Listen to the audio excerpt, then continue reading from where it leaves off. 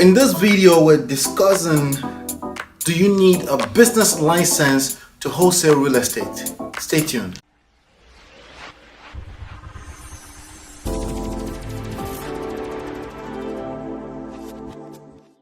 Hey my friend, this is Ola coming to you live from my myEmpirePRO studios, still on the road. And in this video, we're going to talk about, do you need a business license to wholesale real estate? In addition to that, I got a question. There's a little bit of a long question that we're going to dissect together here so we can put some perspective on this thing for you. All right, so let's get into let's first of all answer the topic question. Do you need a business license to wholesale real estate? The answer is no, you don't. Okay.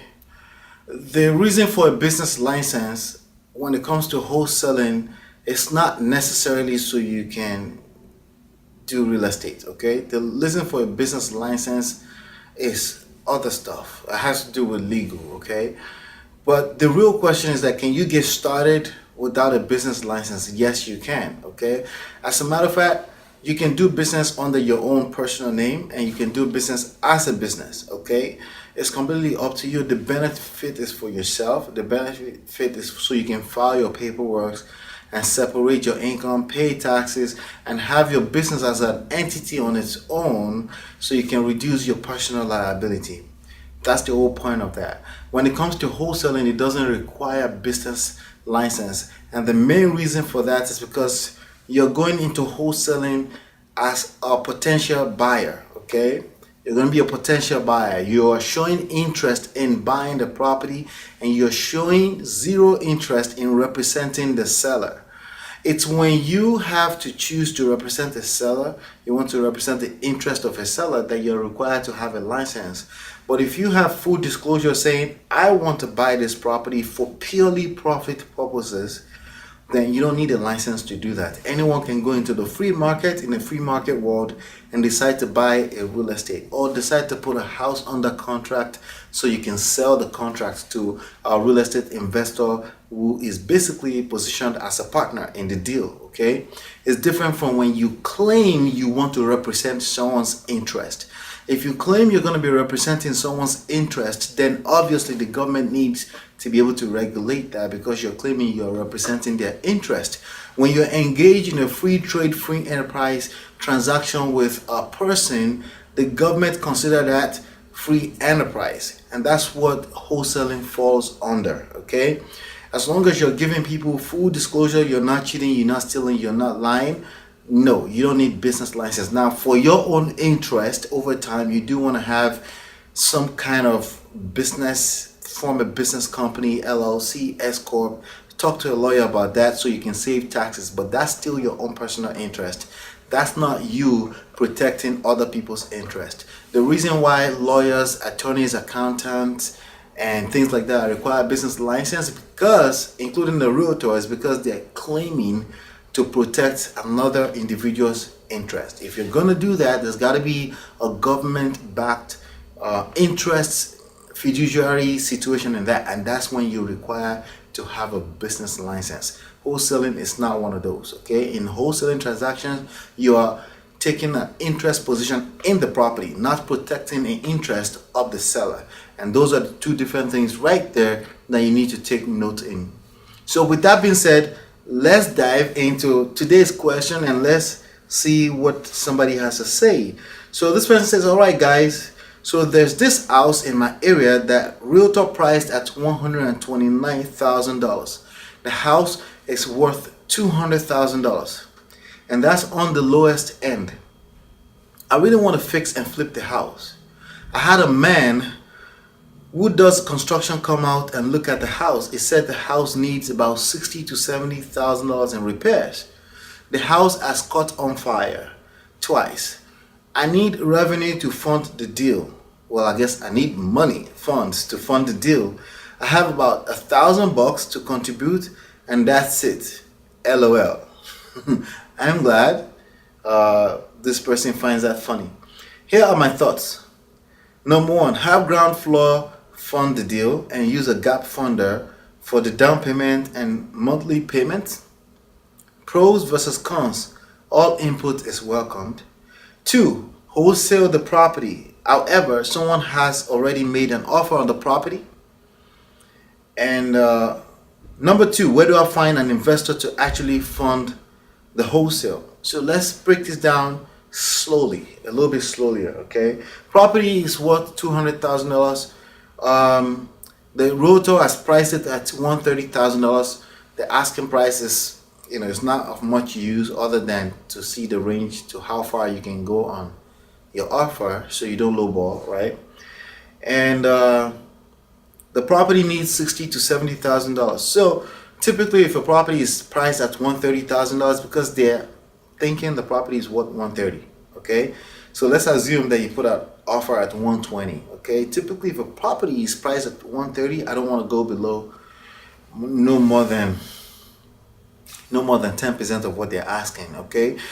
So plus minus 10%. So $130,000 minus 10% minus $13,000, that brings us to about $117,000. I don't want to go below $117,000, because if I have to go below that, chances are they're going to think I'm lowballing, specifically for houses that's been placed on the market by a realtor. There's nothing wrong with negotiations. I'm just saying, as long as you need to have a very strong justification for offering, giving a lowball offer, okay? So let's keep going here. So he goes, so $117,000, the property needs about $60,000 to $70,000 worth of repair. When you tell me that, I'm going to go with the higher end of that, okay? Worst case scenario, $70,000 in repair. So if I purchase the property for $120,000, let's just round up the figure from $117,000 to $120,000, and then I have to put in $70,000 worth of work, I'm up to $190,000.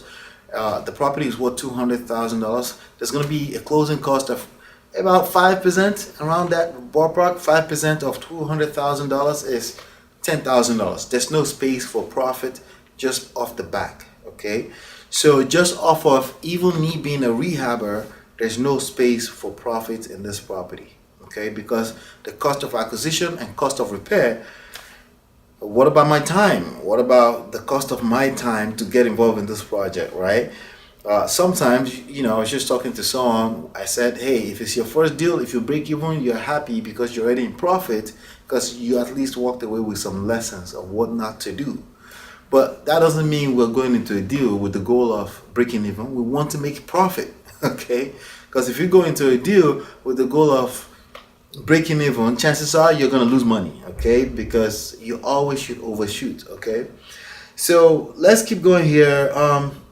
So she says, I need fund to fund the deal. No one is going to fund such deal because there's no way for them to make money. She has about $1,000 to contribute. And now she's asking gap funder. See, gap funding and all these people, they have to make sure that you're going to make money, because if you don't make money, they're not going to make money. Okay, so stop talking about that altogether. Gap funding, what do you call it? Yeah, all this middle funding type of deals. They're not going to look at this deal. It's too, they're going to look at you being a first-time investor. It's just too risky for them. Okay. The number two, wholesale the property.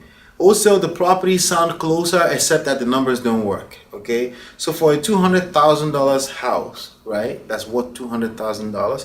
The idea is to offer 65% of the after repair value, which is $200,000, right? The after repair value is $200,000. 65% of that will be $130,000, right?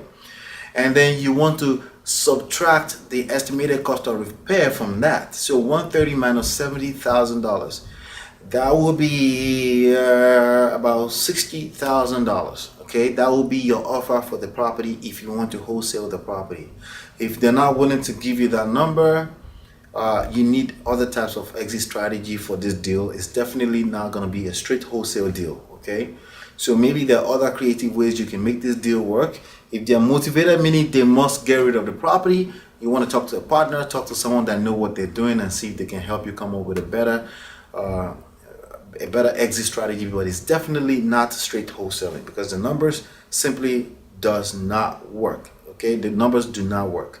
Number two here, she says, another number two, where do I find an investor to actually fund the wholesale. So not this wholesale, no investor is going to fund this wholesale, but in general, the way to find investors to fund your wholesales, meaning bring the money to the table to purchase a property, is number one, join your local real estate association club, okay, and start building relationships with them. Number two, you can build a list of interested investors, okay. You can build a list online. That's something I cover in my book, smartrealestateWholesaling.com is where you can download the book absolutely for free. The name of the book is Smart Real Estate Wholesaling. All right, so go ahead and download the book. Hopefully you've been educated and enlightened, and I will see you on the next one. Don't forget, like, share, and comment your questions in the box below. I'll see you on the next one, and peace.